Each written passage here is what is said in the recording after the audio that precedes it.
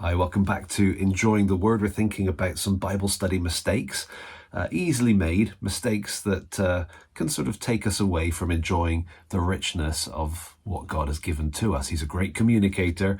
We need to learn to be good students of the Word. Okay, so here's the process. Again, we start by looking, see what the text says. Then we need to learn what does the text mean. And then after that learn phase where a lot of the interpretation work is done, then think about what should the text stir in us, in our hearts, in our lives.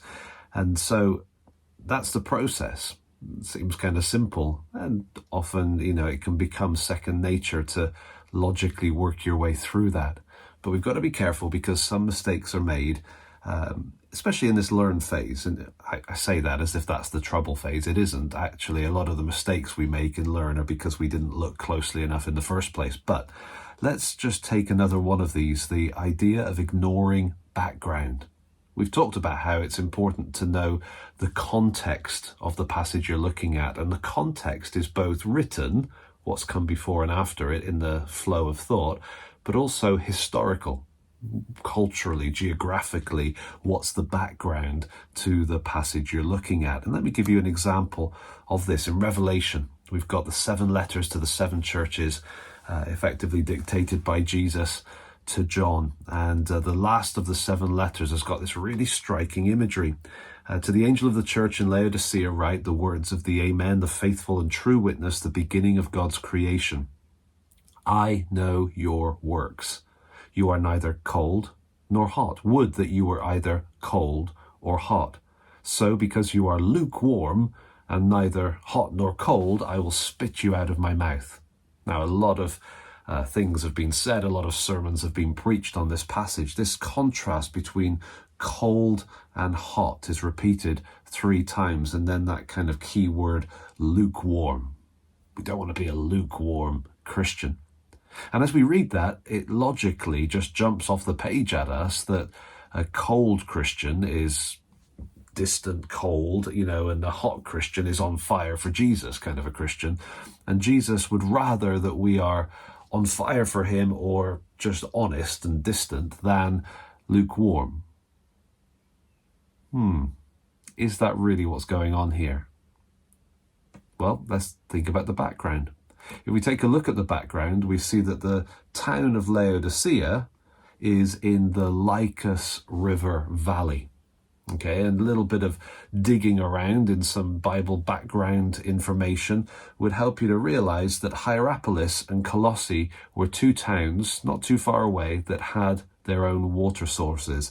One of them, I believe it was Hierapolis, had a hot water source, and the other one, Colossae, had cold springs. I think that's right. I'll double check. But the water was then transported from both of those towns to Laodicea by aqueduct. Several kilometers in Middle Eastern heat. And, the aqueduct didn't do a perfect job. So the hot water became lukewarm by the time it arrived, and the cold water became lukewarm. And the benefits of the hot spring, the benefits of the cold spring were effectively lost. So the Laodiceans knew that there was a yuckiness to the water they had in comparison to Colossae and Hierapolis. You see, the point of this passage is not to say that there's a range from very good to very bad and God hates it if we're in the middle. Now, what he's saying is there's a benefit to hot and there's a benefit to cold. Both of those are very positive, but when the positive is lost, when there's a lack of that richness, that original purpose, then what comes out becomes discardable.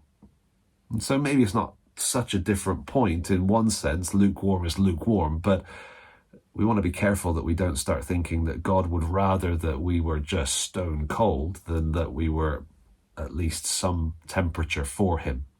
You might think of, for example, Isaiah 42, the bruised reed and the smouldering wick. When we're struggling, when we're weak, when we're not what we should be, his desire is to build us up and to guard us and protect us and to fan us into flame.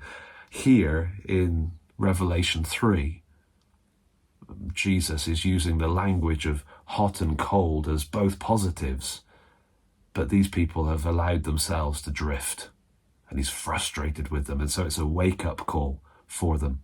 So there you go. A little bit of background helps you to understand and hopefully to not make a mistake in the way you explain the passage to yourself, or even the way you explain it to other people. Enjoy the word. Look at the background. Don't ignore it. Use whatever information you can find to help you understand what you're reading. Thanks.